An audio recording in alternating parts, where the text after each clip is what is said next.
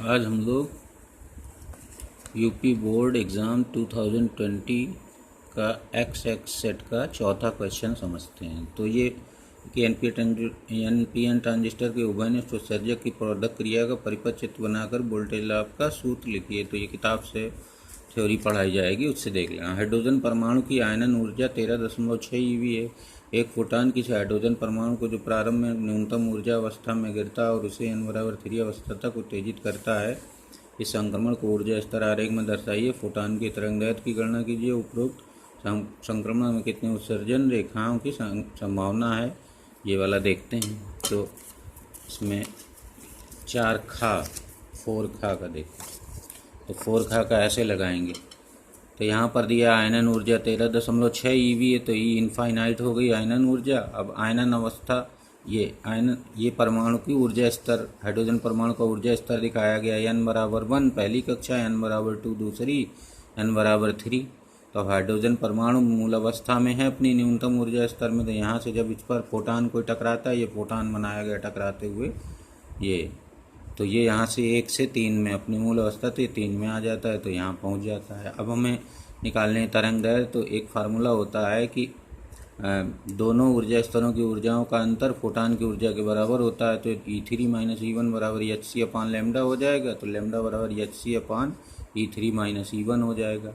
अब E3 का मतलब होता है हाइड्रोजन परमाणु में आयनन ऊर्जा जो है वो नेगेटिव में, आयनन ऊर्जा को नेगेटिव में लेकर -13.6/n² कर दिया जाता है। n² का मतलब है कि तीसरी कक्षा है, तीसरी ऊर्जा स्तर। तो 3 का स्क्वायर 9 से डिवाइड कर देंगे। तो E3 ऊर्जा स्तर में इसकी ऊर्जा हो जाएगी -1.51 ईवी। और E1 बराबर पहली कक्षा में ऊर्जा, तो इसी को 1 से डिवाइड करेंगे तो वही आ जाए -13.6। अब यहाँ पर E3 - E1 कर देंगे तो ये रखेंगे तो आ जाएगा 12.04 इलेक्ट्रॉन वोल्ट। अब हम इलेक्ट्रॉन वोल्ट, ये जो वैल्यू है hc/12.04 ई इतना मिलाकर हो जाता है 12,375 एंगस्ट्रॉम। और ये वी वोल्ट में ये जो ईवी है ये डिफरेंस बच जाता है, तो इनका दोनों का डिफरेंस रख दिया जाता है। तो 12,375 बटे इनका डिफरेंस जो ईवी में निकलता है, ईवी में 12.09 निकला था, उसको रख देते हैं तो सीधे एंगस्ट्रॉम में तरंगदैर्घ्य आ जाती। तो तरंगदैर्घ्य आ गई 1023.57 एंगस्ट्रॉम, या इसको 1024 एंगस्ट्रॉम के करीब कह सकते हो। अब उत्सर्जन संक्रमण तब होता है जब परमाणु उच्च ऊर्जा स्तर से नीचे ऊर्जा स्तर में आता है। तो उत्सर्जन संक्रमण में n3 से n2 और n3 से n1 में आ सकता है, और या फिर n2 से n1 में आ सकता है। तो इस प्रकार 3 उत्सर्जन संक्रमण मिलते हैं। और फार्मूला होता है उत्सर्जन संक्रमणों की संख्या बराबर होता है n-1/2। n यहाँ 3 है, 3 - 1/2 यानी 3 आ जाएगा। तो इस तरह उत्सर्जन संक्रमण 3 होंगे। अब इसमें उत्सर्जन संक्रमण भी बना देते हैं हम।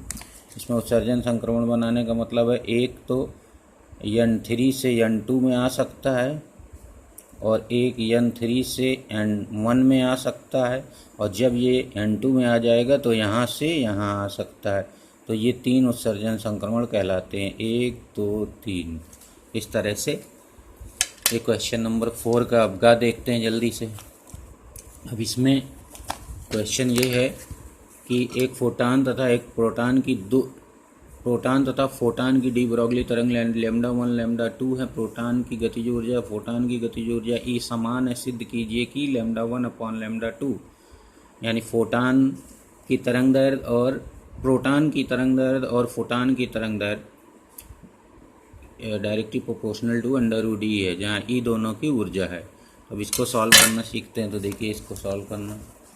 तो यहाँ डी ब्रॉगली तरंगदैर्घ्य का फार्मूला होता है लैम्डा बराबर h/mv यानी फोटान p संवेग के बराबर होता है। तो यहाँ पर अब हम लोग सीधे, अब एक सूत्र होता है गतिज ऊर्जा का E बराबर, तो ये गतिज ऊर्जा है प्रोटॉन की 12mv²। तो m, और ये जो गतिज ऊर्जा होती है वो होती है फोटान की mc²। तो ये दोनों बराबर हैं, ये प्रोटॉन की गतिज ऊर्जा, ये फोटान की गतिज ऊर्जा। क्योंकि फोटान जो होता है वो ऊर्जा का बंडल होता है, और वो 3 × 10⁸ मीटर/सेकंड के चाल से चलता है। तो यहाँ पर अगर हम प्रोटॉन के लिए देखें तो यह आ जाएगा आपका, यहाँ पर m का डिवाइड कर देंगे और मल्टीप्लाई कर देंगे, तो इसकी जगह पर लिख सकते हैं p²। तो 12 p²m, तो p बराबर आ जाएगा 2em, तो अगर हम प्रोटॉन के लिए लेमडा 1 लिखें तो आ जाएगा h/√2em। अब फोटान के लिए हम लोग सीधे सीखेंगे, फोटान की जगह लिखेंगे लेमडा बराबर h/m/c।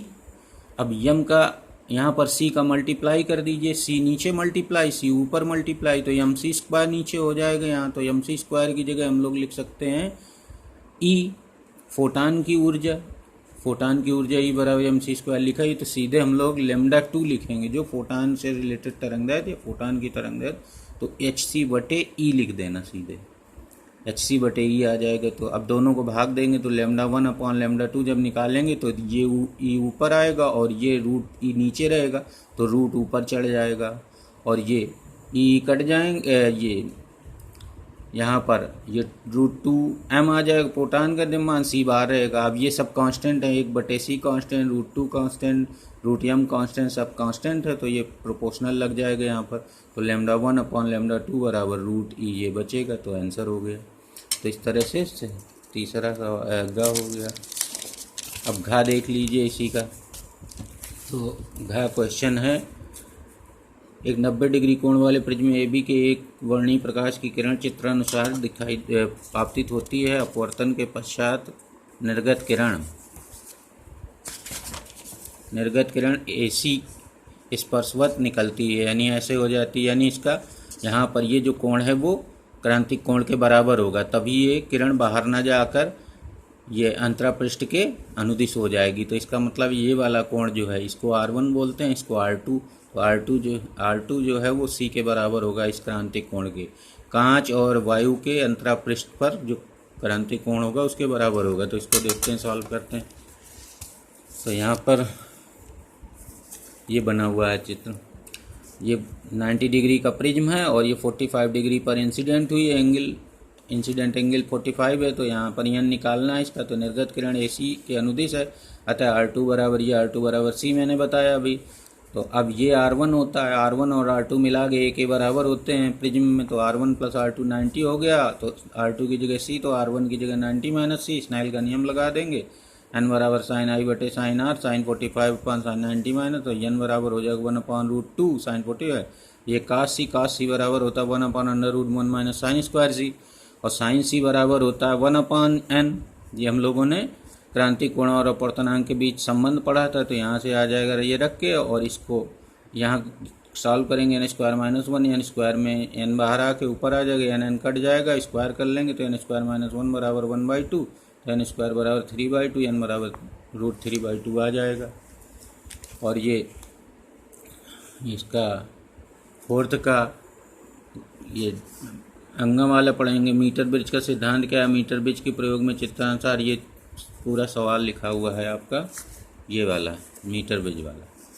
मीटर ब्रिज का सिद्धांत क्या है, तो मीटर ब्रिज का सिद्धांत व्हीटस्टोन सी के सिद्धांत पर आधारित है। मीटर ब्रिज के प्रयोग में चित्रानुसार ये दिखाया गया है कि R1 के लिए यहाँ पर 40 सेंटीमीटर पे अविक्षेप है, और जब R1 के साथ 10 ओम का जोड़ देते हैं तो यही जो अविक्षेप बिंदु है वो A से 60 सेंटीमीटर की दूरी पर मिलता है। तो R1 और R2 के मान निकालने हैं, तो समझ लीजिए जल्दी से।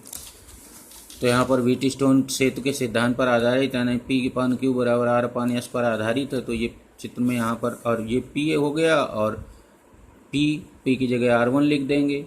तो ये फार्मूला होता है एक R1/L, ये इसके सामने की लेंथ, तो हो जाएगा R1/40 बराबर R2/, ये जो शेष लेंथ बचती है लेंथ 100 - 40 60 आ जाएगा। तो एक समीकरण बना लेंगे, फिर दूसरी समीकरण में R1 में 10 जोड़ देंगे, तो अविक्षेप 60 पर है, तो यहाँ 60 हो जाएगा, तो इधर शेष बचेगा 100 - 60 यानी 40। तो ये दो समीकरण बन गए, एक और दो, दोनों को डिवाइड कर लेंगे, तो इनसे R1 बराबर 8 ओम आ जाएगा, और R2 बराबर 12 ओम। यही यहाँ पर पूछ रहा है R1 R2। तो इस प्रकार चौथा सवाल हो गया पूरा।